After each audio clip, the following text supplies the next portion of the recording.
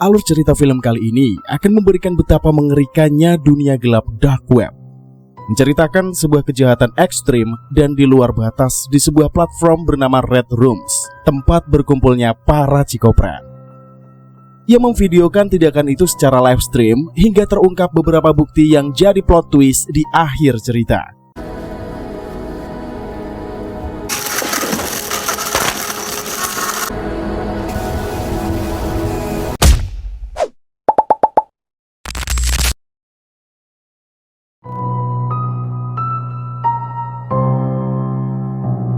Pada awal film, penonton disajikan dengan adegan seorang perempuan yang terlelap di pinggir trotoar kota Montreal. Dari penampilannya, tampak jelas bahwa ia bukanlah tunawisma. Perempuan tersebut bernama Annie, seorang model yang hidup sendirian. Ia sengaja bermalam di pinggir jalan itu agar dapat hadir lebih awal dalam persidangan terkait sebuah kasus yang mengerikan. Keesokan paginya, Annie berjalan menuju gedung pengadilan yang lokasinya tidak jauh dari tempatnya tidur. Sidang tersebut dijadwalkan berlangsung selama 2 bulan dan berfokus pada kasus baru yang terungkap melalui rekaman video dari dark web.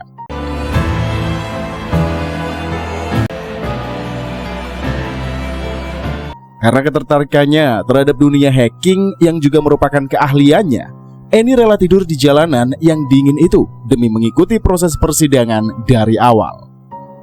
Di ruang sidang telah hadir juga sosok seorang jaksa penuntut, pengacara pembela, serta keluarga para korban. Terdakwa juga dihadirkan, ditempatkan dalam sebuah ruangan yang tertutup kaca. Annie memilih tempat duduknya dengan ekspresi wajah yang tenang dan tidak banyak bicara. Sidang dibuka oleh hakim yang memberi peringatan bahwa selama proses berlangsung akan ditayangkan pula rekaman video dengan isi yang sangat mengerikan. Terdakwa bernama Ludovic dituduh melakukan penculikan, penghilangan nyawa, serta produksi konten yang tidak pantas. Aksinya direkam dan disiarkan secara langsung melalui sebuah platform yang bernama Red Rooms. Setelah pengantar hakim, jaksa penuntut umum Yasmin Khedid memulai penyampaian pendapatnya.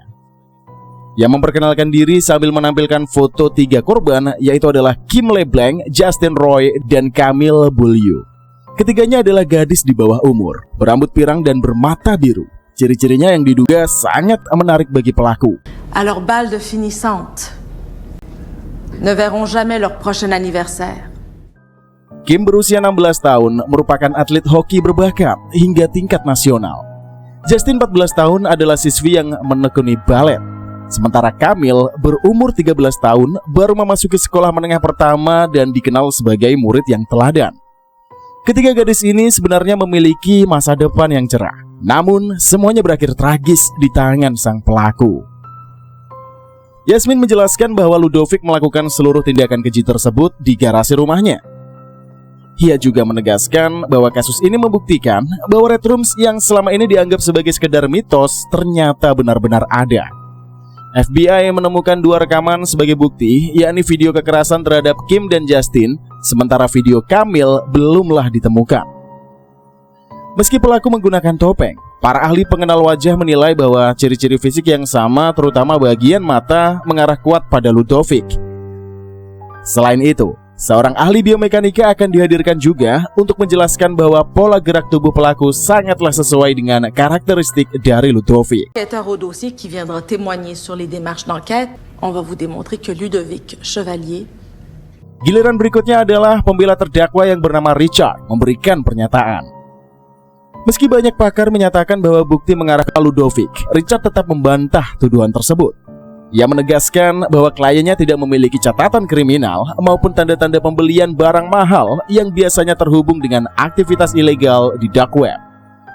Walaupun pelaku dalam video memiliki mata biru dan postur tubuh yang serupa dengan Ludovic, Richard berargumen bahwa analisis berbasis ciri fisik dan gaya tubuh tidak dapat dijadikan bukti mutlak karena banyak pria lain yang memiliki karakteristik yang serupa. Dengan alasan itulah, ia meminta hakim menilai perkara ini dengan objektif. Vous pourriez cadrer avec cette description. Blanche similaire à celle de Ludovic, dame du jury, c'est de garder l'esprit ouvert.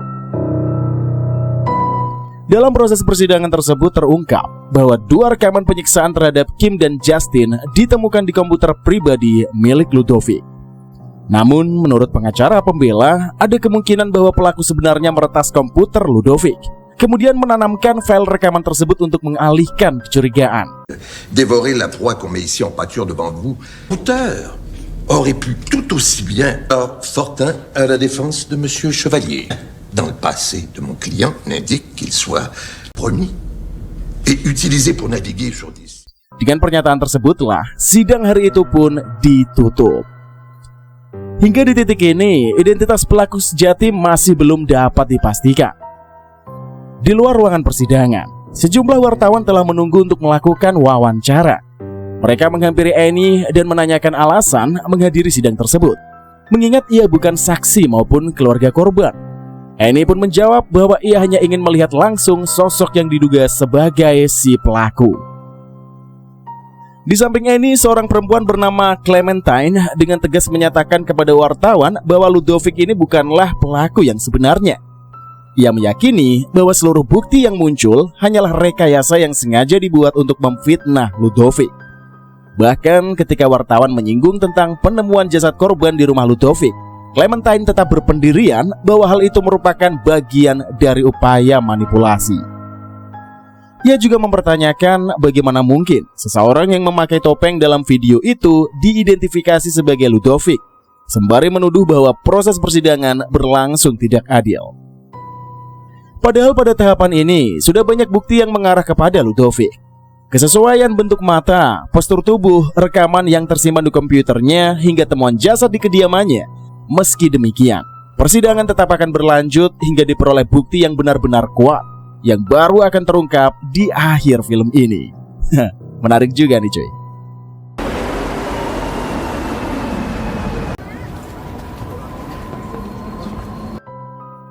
Usai meninggalkan pengadilan, Annie kembali ke rumahnya.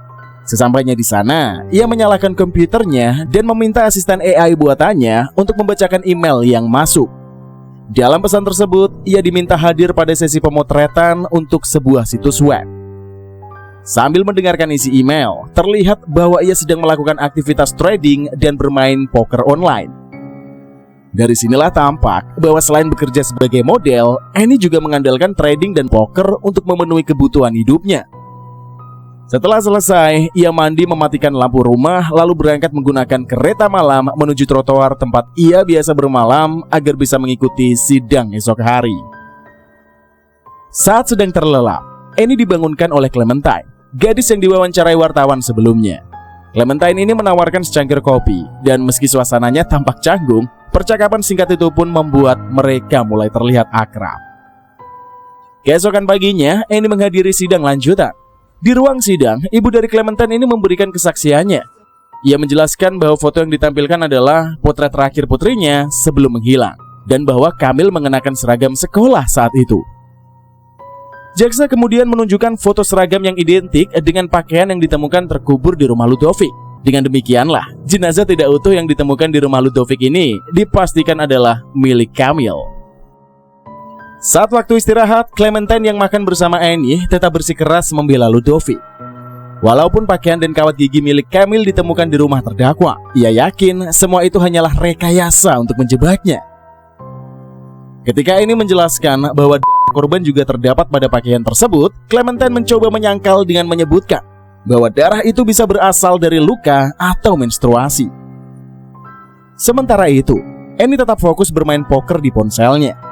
Ia berkata bahwa jika berhasil memenangkan permainan, ia dapat memberikan Clementine uang $20 dan membayar makanan mereka. Setelah waktu istirahat berakhir, persidangan dilanjutkan dengan sesi pertanyaan dari pengacara pembela kepada Ibu Kamil. Usai sidang, Ibu Kamil menyampaikan kepada wartawan bahwa ia menuntut hukuman seberat-beratnya bagi Ludovic. Pada malam hari, Annie mulai mencari informasi mengenai kasus tersebut, terutama terkait Kamil yang rekaman videonya itu belum ditemukan. Di sini terlihat bahwa Annie sangat jago soal hacking. Ia mengakses berbagai situs di dark web untuk memperoleh data yang dibutuhkan. Ia memulai mencari informasi tentang Ibu Kamil. Dari rekaman video polisi yang ia analisis, Annie melakukan zoom untuk melihat petunjuk lokasi rumah sang ibu. Melalui peta digital, ia mengetahui bahwa rumah tersebut menggunakan sistem password elektrik. Dalam waktu yang singkat, Eni berhasil menembus akses email Ibu Kamil dan menemukan kata sandi pintu rumahnya. Setelah memperoleh informasi itu, ia menyempatkan diri untuk berolahraga guna menjaga kebugaran tubuhnya. Keesokan harinya, Eni mendatangi studio untuk menjalani sesi pemotretan. Dalam perjalanan pulang, ia bertemu Clementine yang sudah kehabisan uang. Karena merasa iba, Eni mengajaknya tinggal di apartemennya untuk sementara waktu. Sesampainya di rumah, Clementine tampak terkesan. Ia baru menyadari bahwa Eni ini adalah seorang model sekaligus pemain poker yang cukup profesional. Mereka kemudian memesan pizza dan makan bersama. Dalam percakapan santai itu, Clementine bercerita bahwa ia berasal dari kota Quebec dan datang jauh-jauh ke Montreal demi mendukung Ludovic. Walaupun tidak mengenal Ludovic secara pribadi, ia yakin bahwa pria itu bukanlah pelaku yang sebenarnya. Tidak lama kemudian, sebuah acara komedi di televisi pun menyinggung kasus Ludovic yang tengah menjadi sorotan publik di Kanada. Para pembawa acara bahkan mengejek Ludovic secara terang-terangan. Pada akhir acara, mereka membuka layanan telepon bagi penonton yang ingin menyampaikan pendapatnya secara langsung. Merasa perlu memberikan pembelaan, Clementine pun yang sudah kesal segera menghubungi nomor tersebut. Tersambung ke siaran langsung pada akhirnya. Ia menyatakan bahwa Ludovic tidak bersalah dan menolak anggapan bahwa publik boleh memberikan label negatif tanpa bukti yang kuat. Ia bahkan menegur pembawa acara dengan menyebutkannya tidak tahu malu karena dianggap mempengaruhi cara berpikir pada para penontonnya. Pembawa acara yang terkejut segera memutus sambungan telepon dari menutup komentar Clementine dengan menyarankan gadis itu agar berkonsultasi saja dengan psikiater. Setelah kejadian itu, Clementine pun menangis. Deuxième voix venue du ciel maintenant. Bonjour Clémentine, qu'est-ce que vous voulez dire? T'as besoin de parler, je ne sais pas ce que tu traverses. J'ai pas besoin de ta pitié, là. Vous parlez, vous savez rien. Tout ce que vous dites, c'est de la bullshit. T'es revenu sur terre, ok? Nous autres, on revient après la... Keesokan harinya, Clementine masih terbayang-bayang oleh insiden telepon tersebut dan merasa sedih karena banyak orang yang menghujat Ludovic. Ia juga berterima kasih kepada Eni atas kemurahan hatinya. Untuk menghibur Clementine, Eni mengajaknya bermain tenis. Meskipun merasa tidak berbakat, Clementine tetap mencoba. Setelah beberapa kali latihan, ia berhasil memukul bola dan akhirnya tersenyum kembali. Hari itu pun mereka habiskan dengan berolahraga bersama. Pada malam harinya, Eni dan Clementine pergi menuju trotoar tempat mereka biasa bermalam untuk menghadiri persidangan di keesokan harinya. Di dalam kereta, Eni menjelaskan cara ia bermain poker online. Ia menegaskan bahwa permainan tersebut tidak hanya bergantung pada keberuntungan, melainkan membutuhkan kesabaran, analisis yang cermat, serta kemampuan menjaga emosi.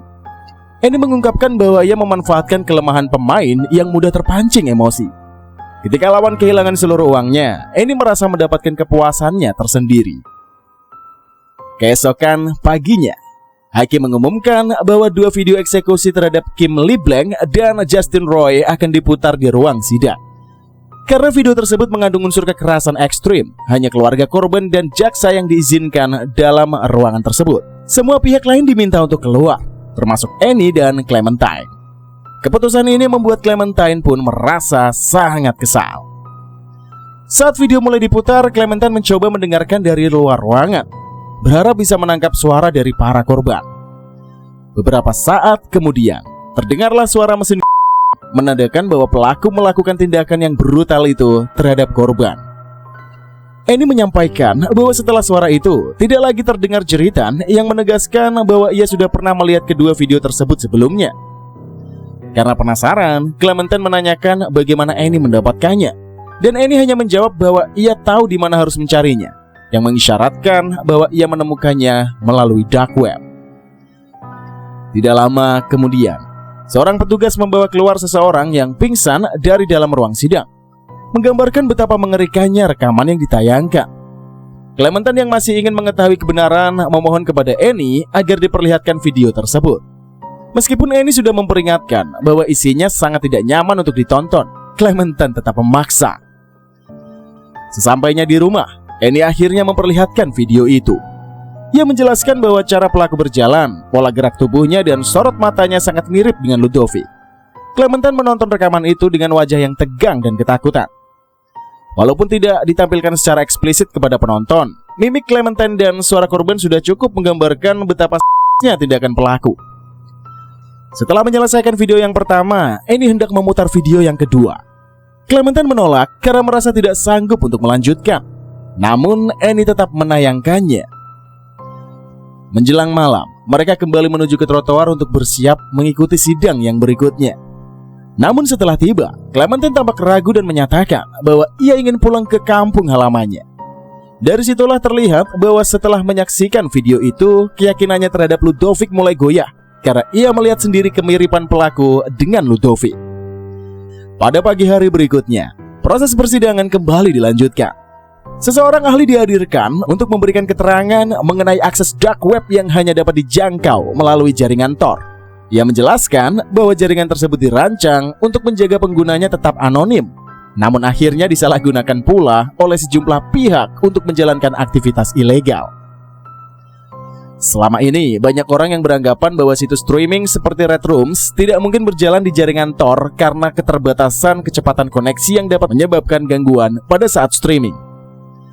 Namun sang ahli menegaskan bahwa dalam beberapa tahun terakhir, Tor telah mengalami peningkatan signifikan sehingga memungkinkan penggunaan video live streaming.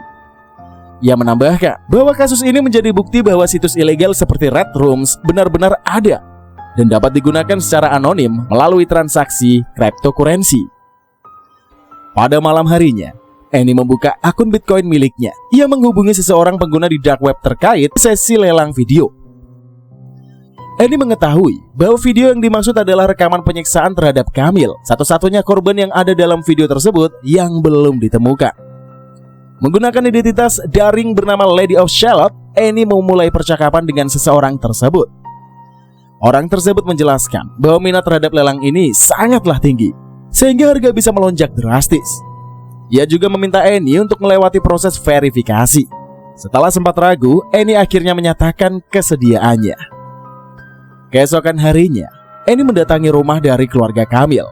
Dengan memanfaatkan kata sandi pintu yang sudah ia peroleh sebelumnya, ia masuk ke dalam rumah itu untuk mencari informasi tambahan. Pada persidangan berikutnya, Annie tetap hadir walau kali ini tanpa ditemani Clementine. Ia mengabaikan wartawan yang mencoba meminta keterangannya. Saat sedang berolahraga di rumah, agensinya ini menghubungi melalui telepon. Mereka memberitahu bahwa sesi pemotretan yang dijadwalkan telah dibatalkan melalui email. Agensi itu pun juga menyampaikan bahwa mereka mengetahui kecanduan Annie terhadap poker online, sehingga memutuskan untuk menggantinya dengan model yang terbaru. Annie tampak terkejut, namun tidak bisa menolak juga keputusan tersebut. Keesokan paginya, Annie terlihat putus asa. Ia mengenakan seragam sekolah, memakai wig berwarna pirang, dan memasang kawat gigi palsu agar tampil menyerupai Camille pada hari terakhir sebelum gadis itu menghilang. Ia menutup penampilannya dengan jaket agar tidak menarik perhatian. Di ruang sidang, Annie melepas jaketnya dan menampilkan pakaian beserta atribut tersebut. Orang tua Camille tampak terkejut melihatnya. Petugas segera menghampiri Annie dan memintanya keluar dari ruang sidang karena dianggap mengganggu jalannya proses persidangan. Ludovic menatap Annie dari balik kaca sambil melambaikan tangan seakan memberikan salam perpisahan. Sementara Annie menatapnya dengan pandangan yang tajam, seseolah menetapkan bahwa pria itu adalah musuh yang harus ia tumbangkan.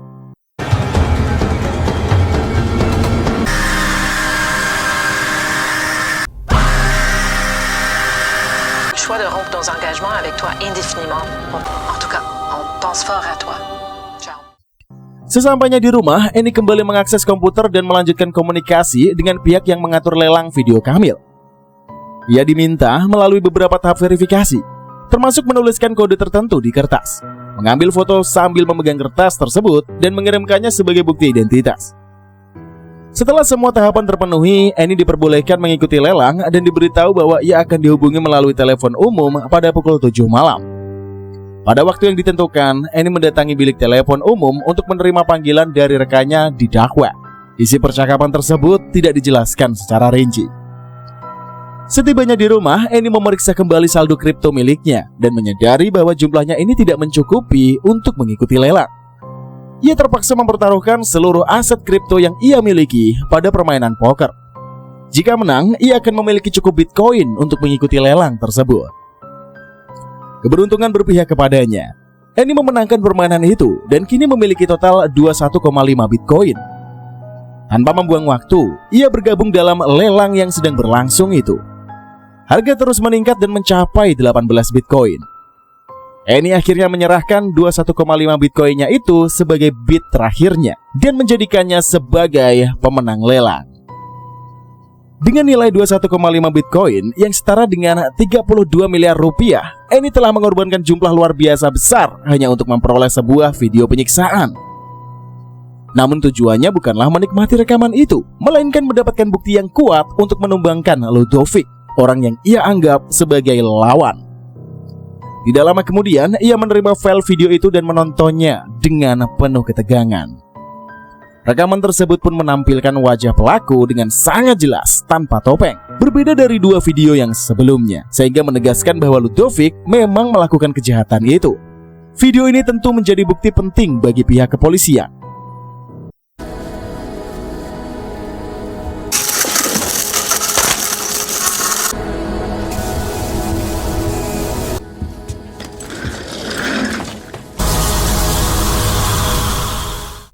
Setelah menonton video tersebut, Annie pergi ke rumah keluarga Kamil. Dengan menggunakan kata sandi pintu yang telah ia ketahui, ia menyelinap masuk ke kamar Kamil. Di sanalah ia mengambil foto dirinya sebagai bentuk pembuktian pribadi bahwa ia telah berhasil memperjuangkan keadilan bagi para korban dan menjatuhkan Ludovic. Annie kemudian meletakkan sebuah flash disk yang berisi video penyiksaan Kamil di meja kamar tidur orang tua gadis itu. Keesokan harinya, berbagai media massa pun memberitakan bahwa Ludovic akhirnya mengakui seluruh tindakan kejamnya. Pengakuan tersebut tidak lain dipicu oleh bukti video yang diserahkan oleh Annie. Rekaman itu memperlihatkan wajah Ludovic dengan sangat jelas tanpa topeng, tanpa penyamaran, dan juga memperlihatkan ekspresi dingin seseorang cikopret yang tengah menyiksa Kamil, gadis berusia 13 tahun. Dengan bukti sekuat itulah, ia tidak memiliki lagi celah untuk mengelak. Di tempat lain, Clementine memberikan pernyataan kepada publik. Ia mengakui bahwa selama ini dirinya telah kehilangan akal karena terlalu mengagumi dan terobsesi kepada Ludovic, meski tidak pernah mengenalnya secara langsung. Ia menyadari bahwa ketertarikan tersebut merupakan bentuk gangguan psikologis. Kini, dengan melihat kebenaran yang tidak terbantahkan, Clementine mengakui bahwa sosok yang selama ini ia bela ternyata benar-benar merupakan pelaku kejahatan tersebut. Dan film pun berakhir.